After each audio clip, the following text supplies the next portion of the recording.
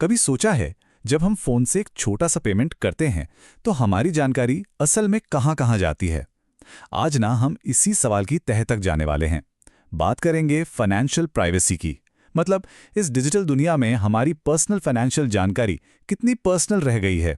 चलिए पता लगाते हैं। हमारी फाइनेंशियल प्राइवेसी, क्या ये सच में अब प्राइवेट है? ये सवाल हम सब की जिंदगी से जुड़ा हुआ है, इसीलिए इसे समझना बहुत जरूरी है। जरा सोचिए, चाय की दुकान से लेकर दोस्तों को पैसे भेजने तक यूपीआई तो जैसे हमारी जिंदगी का हिस्सा ही बन गया है।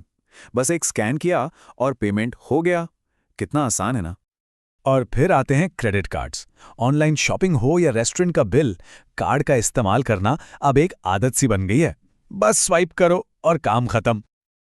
और अब तो लोन लेने जैसे बड़े फाइनेंशियल काम भी मिनटों में हो जाते हैं, वो भी घर बैठे बैठे।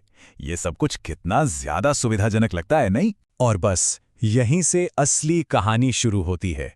ये सारी की सारी शुरुआत होती है सुविधा से, उस आसानी से जो ये टेक्नोलॉजी हमें दे रही है। लेकिन देखिए, इस सुविधा की एक कीमत भी है। जैसे जैसे हम कैश को छोड़कर डिजिटल होते जा रहे हैं, हमारे हर छोटे बड़े खर्च का एक डिजिटल निशान बनता जा रहा है। मतलब हर पेमेंट को ट्रैक किया जा सकता है। पर सवाल ये है कि एक छोटा सा यूपीआई पेमेंट, क्रेडिट कार्ड का खर्च और एक लोन की अर्जी, ये सब आपस में जुड़ते कैसे हैं? चलिए इस डिजिटल पहेली को सुलझाते हैं। देखिए, हमारी पूरी डिजिटल फाइनेंशियल पहचान जो है ना, वो बस इन 4 चीज़ों पर खड़ी है: आधार, पैन कार्ड, बैंक अकाउंट और हमारा मोबाइल नंबर। जब ये चारों चीज़ें एक दूसरे से लिंक हो जाती हैं, तो समझिए कि एक मजबूत डिजिटल चेन बन जाती है। और जब ये सब कुछ जुड़ जाता है तो नतीजा क्या होता है?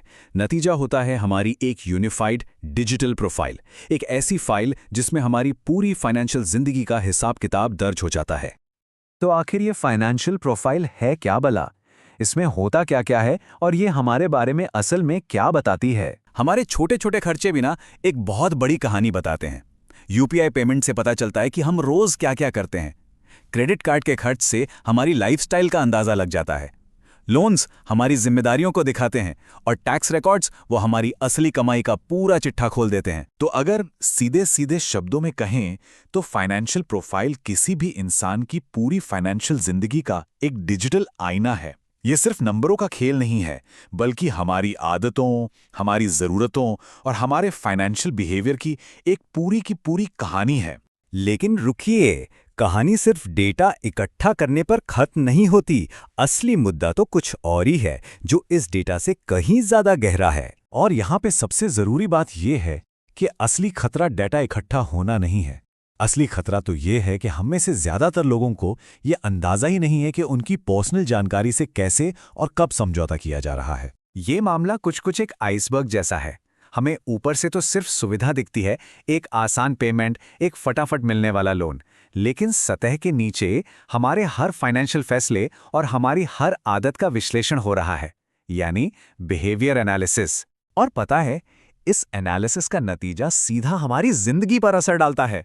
मतलब bank, fintech apps, credit bureau, ये सब हमारे खर्च करने के पैटर्न को देखते हैं और फिर तय करते हैं कि भविष्य में हमें लोन मिलेगा भी या नहीं, और अगर मिला तो ब्याज कितना लगेगा।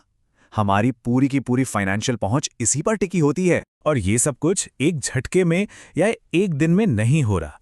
ये एक बहुत ही धीमी प्रक्रिया है, जिसमें हमारी फाइनेंशियल प्राइवेसी सिस्टम के अंदर से ही धीरे धीरे खत्म होती जा रही है, और शायद हमें इसका पता भी नहीं चल रहा।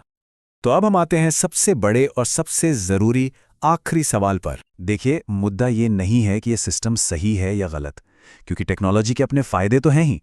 असली सवाल ये है, क्या इस नए डिजिटल सिस्टम में हमारे पास अपनी निजी जानकारी को वाकई निजी रखने का कोई विकल्प बचा भी है, या फिर हम सब एक ऐसे सिस्टम में दाखिल हो चुके हैं जहां से वापसी शायद मुमकिन ही नहीं।